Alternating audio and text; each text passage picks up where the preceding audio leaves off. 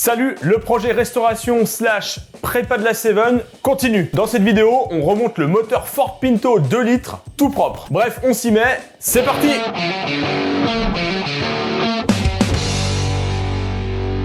Pour remonter un moteur et le rénover correctement, il nous faut des pièces. Et c'est chez Autodoc, le sponsor de cette vidéo, que j'ai fait mes courses. Et avec le code coupon Benjamin, vous avez moins 5% de réduction sur tout votre panier. Donc c'est cool. Pièce moteur, Autodoc, il y a du sens dans les sponsors ici. Autodoc, c'est ultra simple. Mon moteur, c'est un Pinto 2 litres d'une Ford Sierra. Je le renseigne sur l'application ou sur l'ordinateur. Ça fonctionne aussi. D'ailleurs, pour retrouver votre voiture, vous n'êtes pas obligé de mettre le modèle précis. Vous pouvez aussi renseigner la plaque d'immatriculation.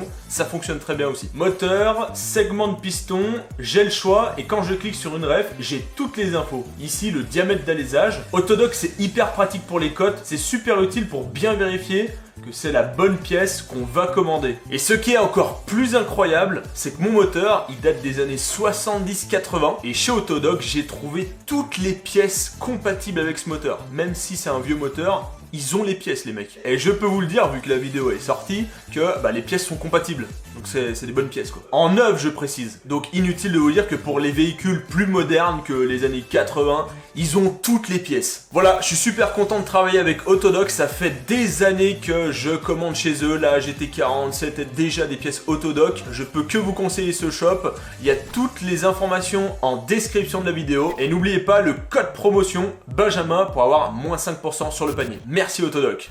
On commence par un décapage à la brosse rotative.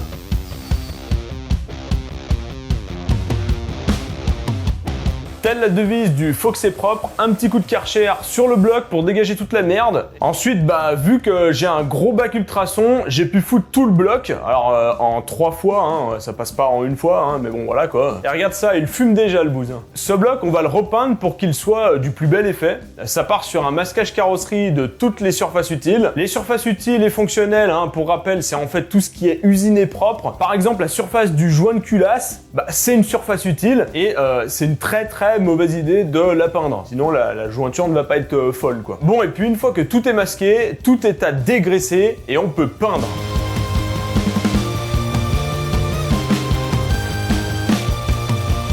J'ai pris de la bombe spéciale moteur et non, je fais pas du tuning de filtre à huile, c'est lancer un filtre et ça permet d'éviter de peindre derrière le filtre. Ça évite de mettre du papier carrossier là, au moins on met le filtre, on peint et au moins la surface utile, elle est épargnée. Et voilà, c'est pas dégueu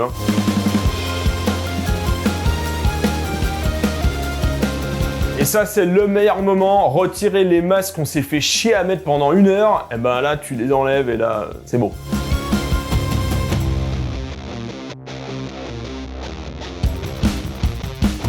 Et maintenant, on va faire le déglaçage des cylindres. Alors contrairement à ce qu'on pourrait penser, une surface lisse sur un cylindre, ça donne pas forcément une meilleure étanchéité au piston. Et cette opération-là, elle consiste à faire des micro-rayures très régulières dans le cylindre. Et tout ça, ça favorise l'accroche du lubrifiant, donc de l'huile, par l'effet de capillarité. Et s'il y a de l'huile, ça coulisse mieux. Et pour cela, on prend un rodoir à 3 pierres monté sur une perceuse, on tourne pas trop vite et on lubrifie bien à l'huile de coupe. Et ça, c'est plus simple de le faire à 2. Donc là, j'étais avec mon pote Martin, lui était avec la perceuse et moi je mettais le lubrifiant. Voilà, ça fait ce genre de trace et l'idée c'est d'avoir un angle d'environ 30 degrés sur les rayures. Bon après ça c'est la théorie et puis de toute façon à la main c'est un peu compliqué avec les machines.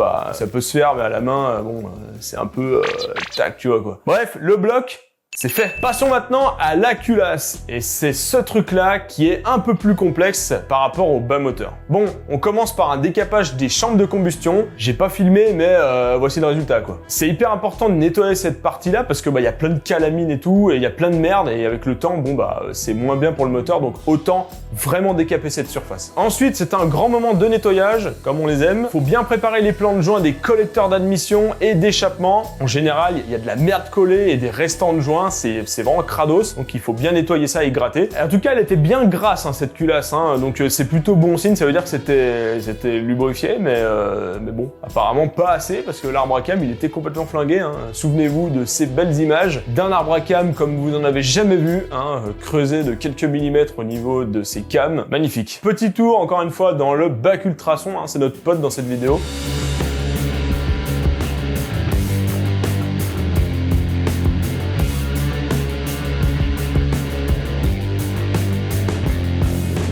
et on retire les 8 soupapes. C'est important de bien les identifier pour pouvoir les remettre à leur place de base.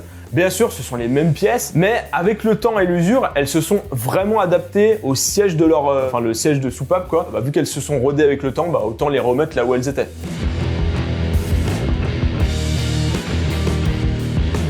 Et justement, en parlant de siège de soupape, en fait, vous avez 2 surfaces coniques entre la soupape et la culasse, et c'est ça qui rend le tout étanche. 2 cônes qui... ça fait étanche, hein. Enfin si les cônes sont du même angle, on va dire. Sauf que voilà, cette étanchéité, avec le temps, avec les nombreux cycles du moteur, donc en fait elle s'ouvre plein de fois par minute, il y a de la merde qui peut passer, cette étanchéité, elle est dégradée, hein. Donc elle est plus trop étanche. Et donc pour ça, il faut refaire un rodage de soupape. Et le rodage de soupape, c'est assez simple, ça consiste à mettre de la pâte abrasive entre les 2 surfaces, et en tournant la soupape dans le siège, on va roder les surfaces pour qu'elles soient à nouveau propres et étanches entre elles, tu vois. Comme ça, ça se rôde comme si tu faisais du feu, quoi. Déjà, avant de commencer, on commence par nettoyer la calamine qui est sur les soupapes.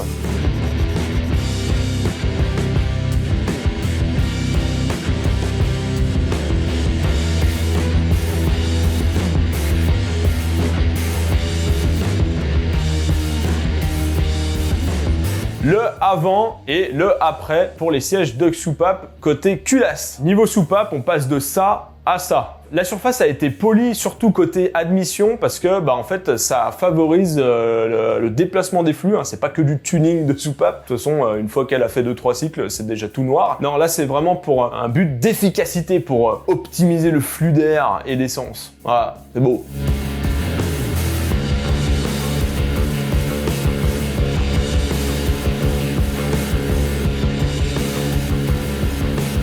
Un petit contrôle d'étanchéité avec de l'essence. En fait, c'est simple, on met de l'essence dans la chambre et on voit si ça fuit, hein. Alors, faut pas qu'il y ait une grosse fuite. C'est pas grave s'il y a un petit peu qui passe, hein. Ça peut pas être non plus parfait. Mais voilà, là, dans ce cas-là, on est plutôt bon parce qu'il n'y a pas de fuite. Passons maintenant à la mesure de rapport volumétrique. C'est bon, t'as ton paquet de Doliprane à portée de main. On va pas trop rentrer dans les détails, mais ce qu'il faut savoir là-dessus, c'est que quand le piston qui fait comme ça, en fait, qui fait des allers-retours, quoi, qui fait haut, bas, haut, et quand il est tout en haut, on appelle ça le point mort haut, PMH, on a un volume, comme sur ce schéma, quoi. Et quand le piston est au point mort bas, donc le PMB, on a un deuxième volume, plus élevé d'ailleurs, forcément, parce que le piston s'est déplacé d'un certain volume, quoi. Et bien le rapport volumétrique, c'est le rapport entre le volume PMH et le volume PMB. Sur un moteur essence, le volume PMH est entre 8 fois et 14 fois plus petit que le volume PMB, donc entre 8 sur 1 et 14 sur 1. Et les moteurs diesel, la différence est plus élevée avec des rapports allant jusqu'à 25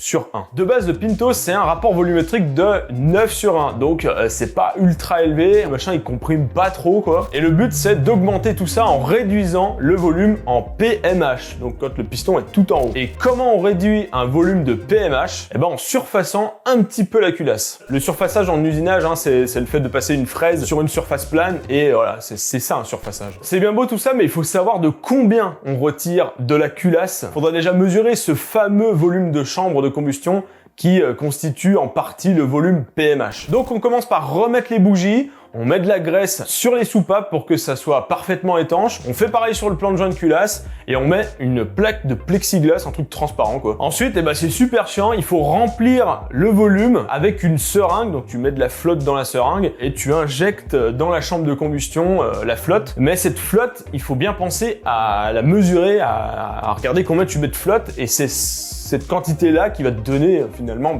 le volume. Donc moi j'ai fait ça, j'ai pesé chaque seringue que je mettais et ça m'a fait un tableau, et en général je mettais 3 seringues, et ensuite avec la magie du tableur Excel, je me suis fait une petite feuille de calcul et le truc te donne le volume. Bien sûr, il faut le faire sur les 4 cylindres. Et bien sûr, toute cette opération, une fois sur deux, ça merde, c'est vraiment super chiant. Des fois, t'as des bulles d'air de merde là qui t'arrives pas à enlever, donc j'ai eu la mauvaise idée d'essayer de prendre la culasse. Déjà, c'est super lourd, la culasse en fonte. D'essayer de la faire naviguer pour que la bulle d'air, elle se casse. Et puis, des fois, il y a tout qui part en couille, et t'as toute ta plaque là qui dégage. Enfin, c'est une catastrophe, c'est super chiant. Ensuite, qu'est-ce que j'ai fait? J'ai filé toutes les valeurs à mon ami Martin, mon pote qui s'y connaît très très bien en moteur et qui a déjà fait ce genre d'opération. Il s'est fait une espèce de tableau calcul pour déterminer l'épaisseur de culasse à retirer pour optimiser le rapport volumétrique. On est parti sur un rapport volumétrique de 10 pour 1. Alors avec ça, on prend pas trop de risques, hein, on garde de la fiabilité, ça va apporter surtout un petit peu de couple, voilà, c'est mieux que l'origine. C'est pas incroyable, mais au moins, on risque pas grand chose et c'est ce que je cherchais. Hein. Vraiment, je cherche pas à faire une bête de compétition, un moteur ultra pointilleux. Non, je cherche un truc qui marche et voilà quoi. Bon, bah maintenant qu'on a déterminé tout ça, eh ben,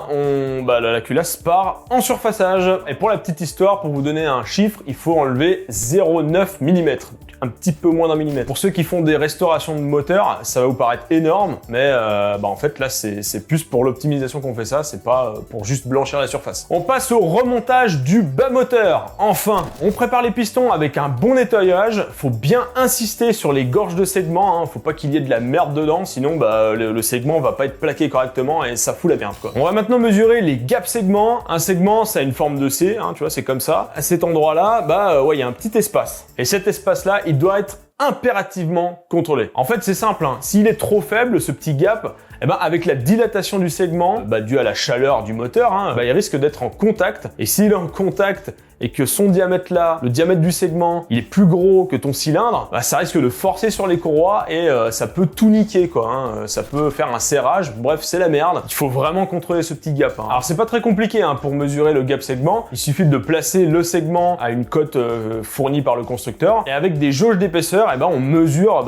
combien il y a. Hein. Alors évidemment, ça ne se fait pas à l'œil tout ça. Hein. Tu m'appelles si tu arrives à faire la différence entre 0,3 mm et 0,5 mm. Voilà. Bon, donc par chance, mes segments, ils sont, le gap segment est à la bonne cote, donc c'est ok. Si c'est pas le cas, il faut le poncer un petit peu. Alors c'est très léger, il faut y aller très doucement, et puis il faut surtout bien ébavurer sur les côtés. On place maintenant les 3 segments sur chaque piston. On fait gaffe à ne pas rayer le piston en mettant les segments.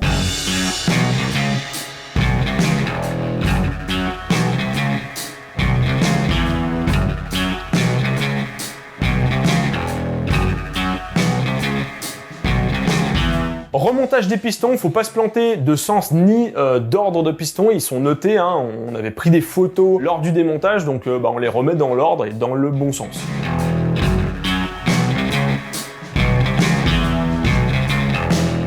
Le vilebrequin maintenant. Avec les petits coussinets tout beaux, tout neufs là. On remet les cales de jeu latérales, ce jeu là comme ça là sur le moteur.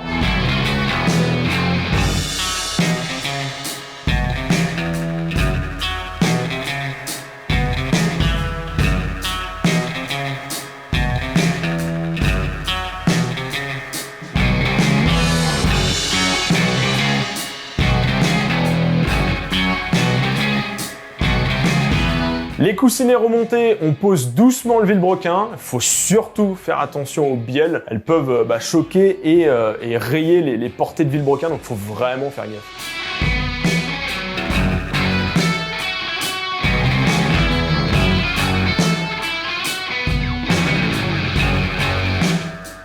Bien évidemment, on sert tout au couple, hein, c'est tout marqué dans la doc technique du constructeur du moteur, donc voilà, il faut suivre tout ça, hein. C'est pas pour rien que on s'est fait chier à calculer des couples. Et tu vois, c'est marrant, hein, parce que juste avant de faire cette vidéo, avant de voir les rushs vidéo que j'avais fait, j'avais un petit doute sur est-ce que j'avais bien serré au couple. Et en fait, je l'ai fait, hein, tu vois, parce que j'ai ma vidéo, mais tu sais, c'est le petit doute là, t'as tout remonté, et tu fais, putain, est-ce que j'ai bien serré toutes ces vis de merde là? Le doute du mécano, c'est horrible ce doute. Surtout si t'as mis le bac d'huile là, avec toute la colle et tout, avec les 50 000 vis, là tu dois tout redémonter, et à la fin tu t'aperçois que t'avais déjà serré au couple. Remontage de la pompe à huile, et ça crépine. Bien sûr, tout a bien été nettoyé, passé au bac ultrason, un petit coup de soufflette propre, on huile après, hein, pour pas que ça soit tout grippé métal contre métal. Le circuit d'huile, hein, on l'a vu, c'est peut-être ce truc là qui a tout bousillé mon arbre à cam d'origine, donc faut surtout pas que ça soit bouché, faut que ça soit nickel ça.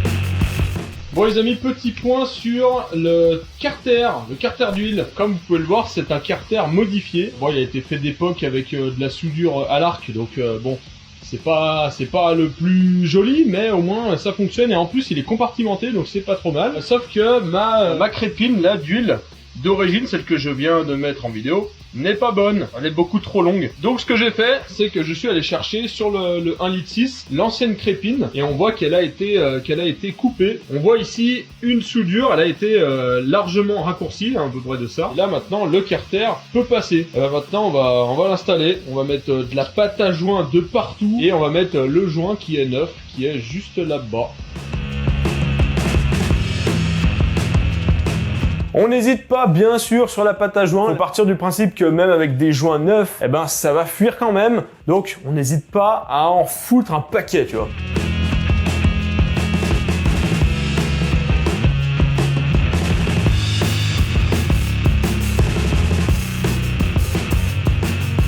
Le bas moteur est maintenant terminé, on va pouvoir passer au haut moteur avec la culasse. Elle est passée à la peinture, on a juste à retirer les masques. Petit moment sympa.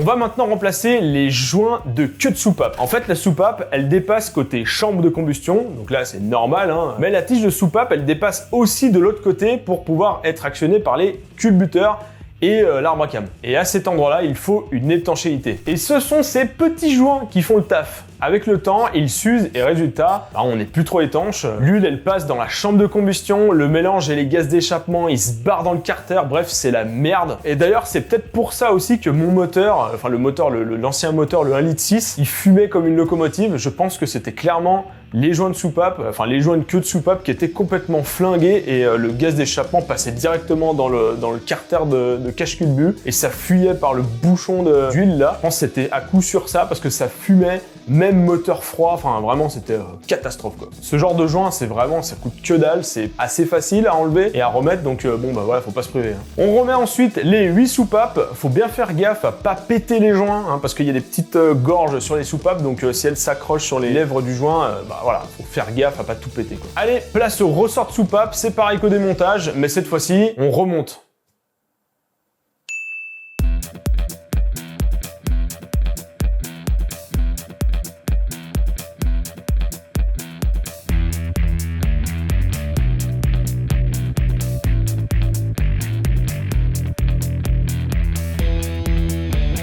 Et d'ailleurs, je suis plutôt bien content de n'avoir que 8 soupapes à faire. Parce qu'il faut se dire que sur le V8 de la GT40, et c'est 5 soupapes par cylindre, on n'aurait même pas fait 2 pistons sur les 8. L'enfer, hein. J'ose même pas imaginer un 12 cylindres. Ça doit prendre une éternité, ça doit être horrible. On terminera de mettre les autres trucs sur la culasse une fois qu'elle sera fixée sur le moteur. C'est beaucoup plus pratique. On pose maintenant le fameux joint de culasse qui est neuf.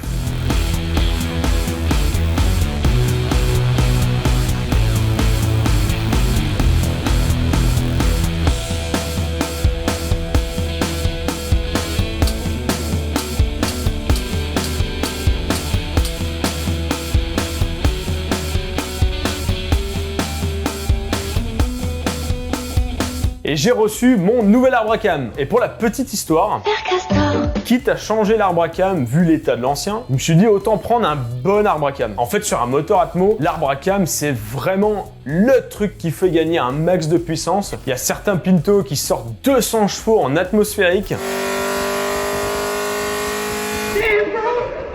Sauf que bah voilà, premier truc chiant, un arbre à cam très vénère, c'est d'autres pièces à changer, hein, donc la thune. Et puis un autre truc, c'est que ça donne aussi un moteur très particulier. C'est pas le genre de truc à conduire pour faire des balades tranquilles. Hein.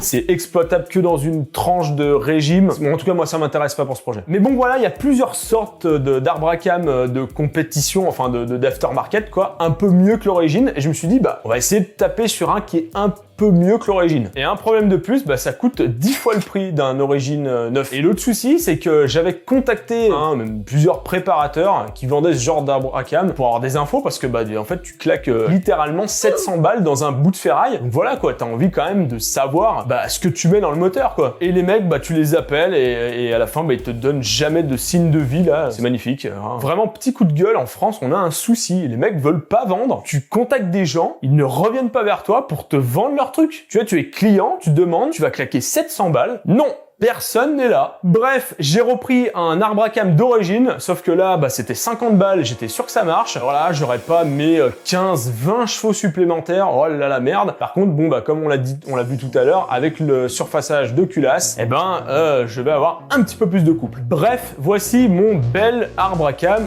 d'origine.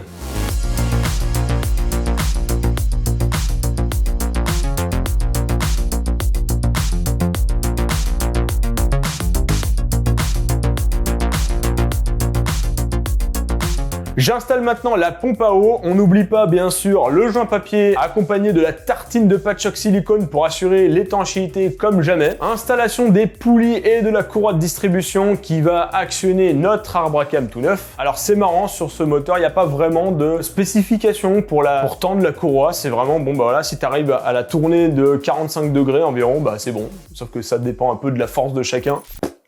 En tout cas, elle est tendue.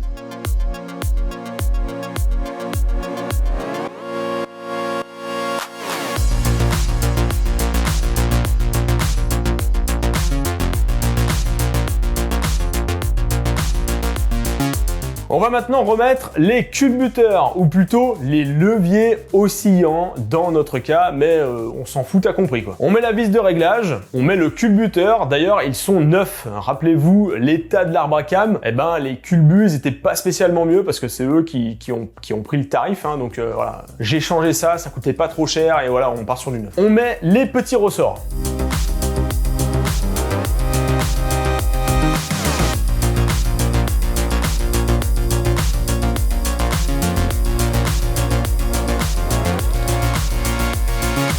J'ai parlé de vis de réglage tout à l'heure et le réglage, c'est le jeu aux soupapes. En gros, il faut un tout petit jeu entre le culbuteur et la soupape. C'est un peu le même principe que le gap segment finalement. Ton moteur, il va chauffer. Et en chauffant, les pièces, elles se dilatent. Et donc les soupapes, qu'est-ce qu'elles font ? Elles grandissent. Donc la tige, elle grandit. Alors pas beaucoup, évidemment, mais un petit peu quand même. Et si on ne laisse pas ce fameux petit jeu aux soupapes, ta soupape, elle risque de ne pas se fermer totalement en position fermée quand le moteur est chaud. Et ça, bien sûr, ça fout la merde. Parce que dans un cycle de moteur thermique, si une soupape doit être en position fermée, elle doit être fermée. Mais doit être fermé correctement, quoi. C'est pas un petit peu... Parce que ça passe après, les gaz, ils passent, ils s'en battent les couilles. Ce jeu, bien sûr, il ne sort pas de nulle part, c'est le constructeur qui le renseigne, et il se règle, bien sûr, moteur à froid. Et encore une fois, on fait pareil, on sort les jauges d'épaisseur, et on mesure, et quand ça passe plus, ça veut dire que c'est plus petit, enfin bref, voilà, quoi.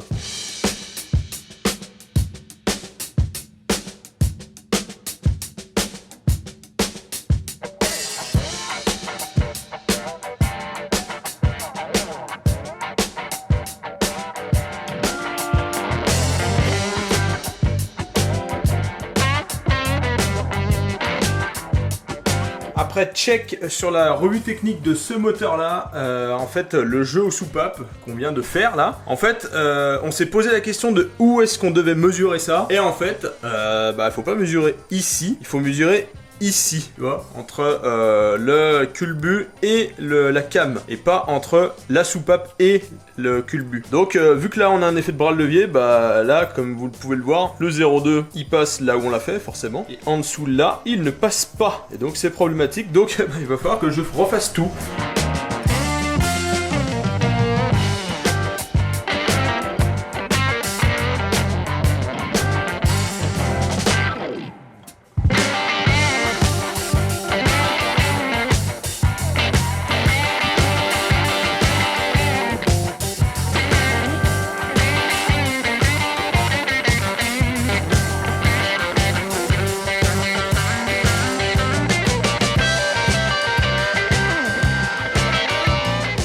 On peut maintenant refermer le haut moteur, enfin, avec le cache-culbuteur, qu'on a préalablement fait une petite peinture, petit ponçage de style pour voir les petites rayures là, c'est bien stylé, et on n'hésite pas bien sûr à mettre le joint et les vis.